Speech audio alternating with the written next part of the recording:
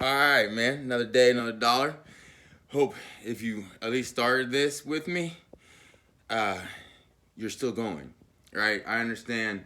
Now we're kind of getting to the point where we're on week number 2, whatever. I've lost count of days because whatever, we do it every day. Excuse me. That you're starting to almost get to the I don't want to do it, but I know I want to. Doesn't make a lot of sense. Like the way I feel right now, I'm like, yeah, man, I feel awesome. You know what I'm saying? But right before, I was like, man, don't really want to do it, but I know I really do because I want to feel that feeling I get after, right? And that feeling that I'm getting right now, that natural high is natural. Well, I mean, obviously natural high, right?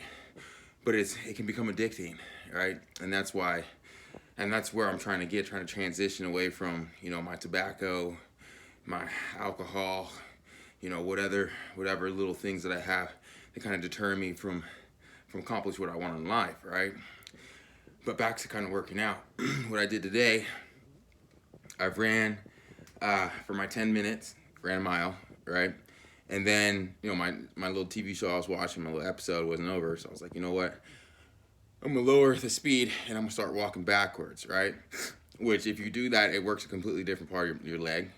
So kind of try to do it, but be careful because if you're not used to walking backwards, you're gonna fall, right? So start off, don't try to run backwards. It's a terrible idea, right? Walk backwards slow first, kind of give your creep into it. But then after, I don't know if you guys remember, a few days ago I was talking about the next step that I want to do is maybe add a little something else, right? Kind of extend the workout just a hair. Nothing too much where tomorrow I'm not gonna feel like doing it. So what I did is I did 10 curls, right, and 10 push-ups, cutting it off right there, right? Don't want to do anymore. Because it was hard enough to do the 10 push-ups, man. I used to be able to do push-ups like it's nothing, right? Today I'm like, right, trying to get it up, right? But as we know, everything starts, like a 1,000-mile journey starts with one step. So it should be expected, right, that the first day is going to be your worst day, right? Or probably it's really the third day because to dump tomorrow, I'm not going to be that sore because I'm going to do it again. And then come the third day, which will be a Wednesday, I'm like, man, something's wrong, man. My arms and everything, they feel like they're going to fall off. But on that day, that's the day that you're going to want to just be like, you know what? I don't even care. I'm going to do it anyways because I know within a few days it's going to start feeling good. And then I'm going to be addicted to the feeling and wanting to do it more. So, again, we're not at optimal. We're still kind of creeping our way into being healthy and extending the workout. But I just wanted to let you know that, I'm starting to get to the point. Obviously, yesterday, if you watched the video, was a difficult day for me. Started late, helped other people, so a little frustrated. So yesterday, breathing and running, that was not easy. But today, my body's getting better. I haven't smoked a cigarette. Well, I've smoked a neighbor's cigarette, you know what I'm saying? Which he came over, smoked a cigarette with me, whatever. One of our friends got in a car accident a couple days ago. So everyone's kind of sad on that. So, he came down, we talked. But rolling little spliffs, the cigar guts and a little bit of marijuana, I haven't done that in over a week.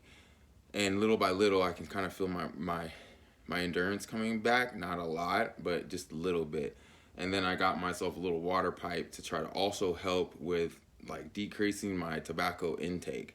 Because when you do start kind of being active and running, if you smoke cigarettes, you're going to feel it, right? You can taste the cigarette in your mouth. You're coughing up this crap, you know what I'm saying? It's just, it's disgusting, right? And it's just, and then your mouth tastes just like the cigarette.